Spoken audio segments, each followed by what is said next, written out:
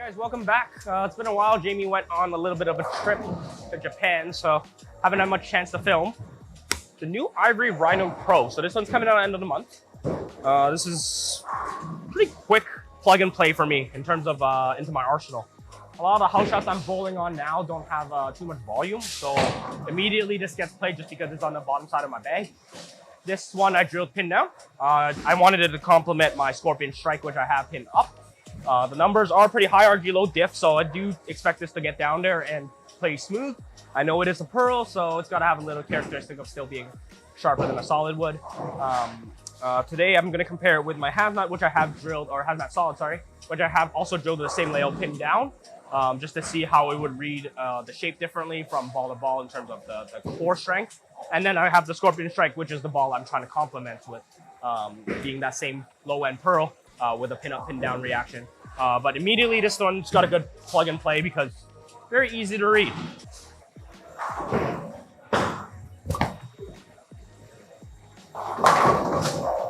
Right, so you can see, that's why I said it's very, very easy, quick plug and play. Clean, smooth, a lot of what a lot of people with a lot of rev rate especially ask for. So anything that helps them get it down lane, kind of not too sharp so it's not hard to control. You do need a little bit less volume in your house shots or the pattern you're throwing on in order for it to have its effect. So I think it's kind of nice. Personally, so far I just like it because it's right now on the bottom of my bag. So right when I'm getting too far left and losing angle, this and that, and losing carry, hard to control pocket, I think it's a good plug-in piece. I think the best comparison I have with this right now is like a Tundra Blue Fire. I do have this laid out a little bit different than my personal Tundra Blue Fire, so I think that's why it's going to get a little bit more play.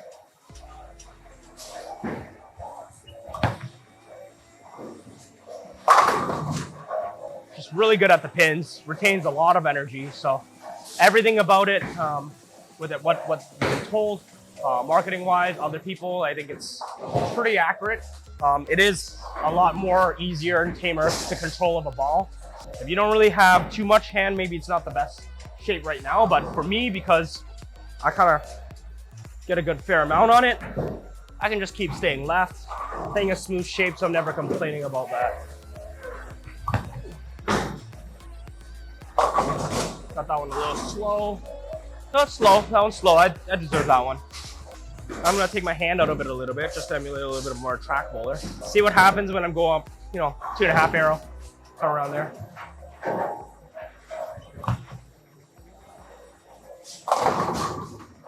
Okay, clean, down lane. So with the lower rev rate, guys, I think it might be a little too clean on the fresh. So you probably leave using this as a transition ball.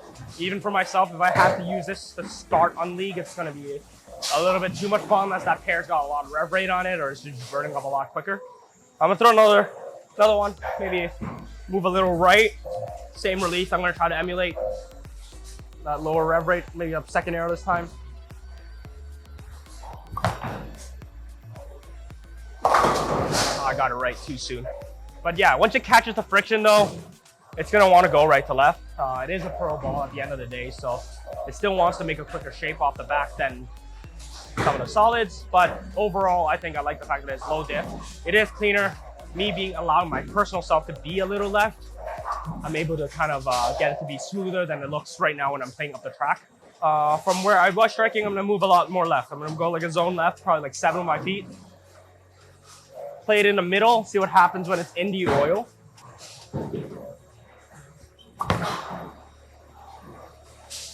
Right, so in the oil, doesn't really pick up. I mean, it's not where it's supposed to be meant to be played, but at least you can kind of see where it wants to read and how it reacts when you're inside too deep with it.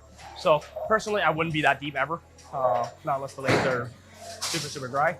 That way, I can actually see that it's telling me and giving me the information that's it's not even trying to stand up. So it's good because it gives me that read. So I'm gonna be in that same spot. I'm gonna do a different adjustment. I'm gonna move my eyes back right, so that being said, it just opens up my angles a little bit more, get into the friction a little sooner. See what happens when I get this ball to get into the friction sooner. Hopefully it should start up a little bit earlier so it's got some shape back to the pocket.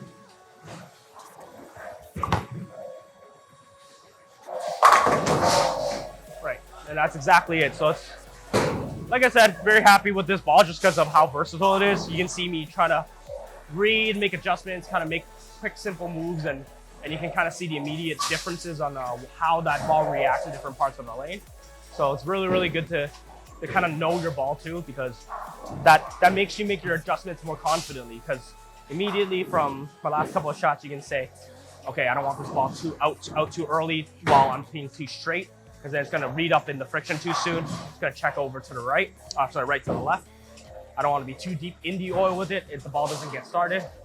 I could be deep, but I have to get the ball outside early enough so it starts up early enough so it shapes. Or it could be in the medium benchmark position where it just kind of stays smooth, mellows out the shape. I don't have to play too extreme angles or anything like that. So that being said, it's that low, mid-tier, versatile ball. Kind of like that vibe, scorpion line, you know, like it's, everything about it is pretty good for those that like that kind of ball shape. Right now I'm gonna immediately go into my Hazmat Solid, which is my benchmark ball. I assume this one's gonna read a little earlier and slower. So there's a chance it just holds pocket because it's slower, but there's a chance it's just so early that it doesn't even get it to the spot and cross over. So let's see what happens.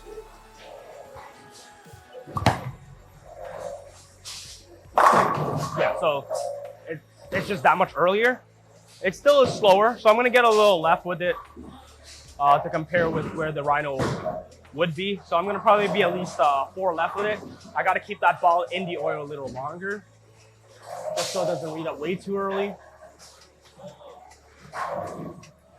So I'm gonna be 4 left from the Rhino.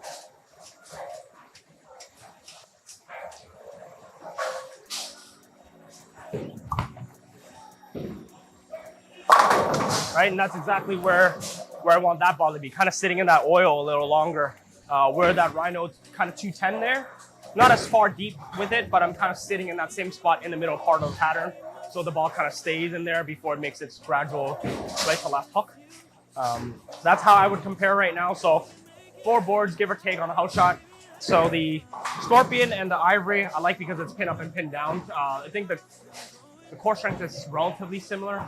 I know the numbers aren't exactly identical, but I can kind of get this ball to shape up a little bit more off the back because of the pin up versus the Ivory's pin down. So when I do need to create angle coming off of the Hazmat Solid, I like to go to this. But if I'm trying to kind of hold the angle because the angle's already coming in too sharp, then I probably want to go with the Ivory. So I'm going to throw the first shot where I am with the Ivory. It should be pretty close. Just a little bit different on the angle.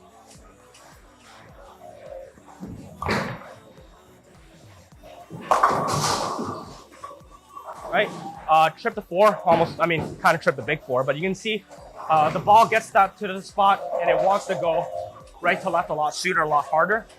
I'm gonna throw the exact same shot right now before I make a move and show you with the Ivory so you can see an immediate comparison.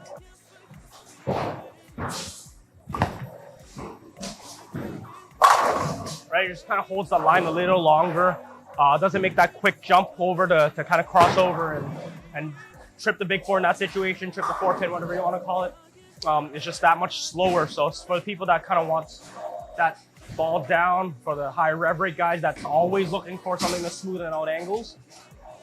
Very impressed with this piece from Brunswick, especially when I threw the original, I guess not the original, sorry, the last Teal Rhino remake, the previous one. I found that one actually too early.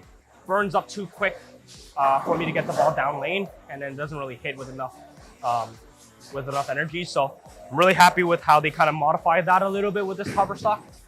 Got it to go further down lane and still stay smooth. So this could actually be in my tour bag just because of the shape I'm getting right now. Actually, I'm gonna go one last one with the Scorpion just so you can see what the adjustment would have been. So I'm probably gonna go 2 left from where that Ivory was and where I kind of tripped it, the big 4 with a Scorpion.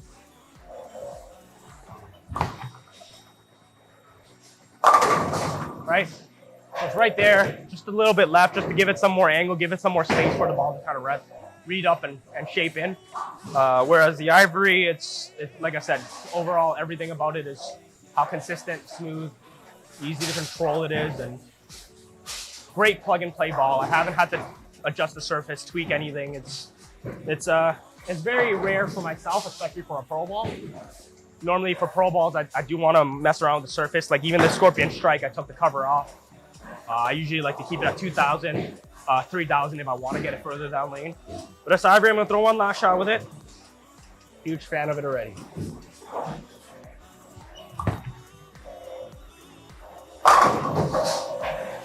All right, thanks for watching, guys.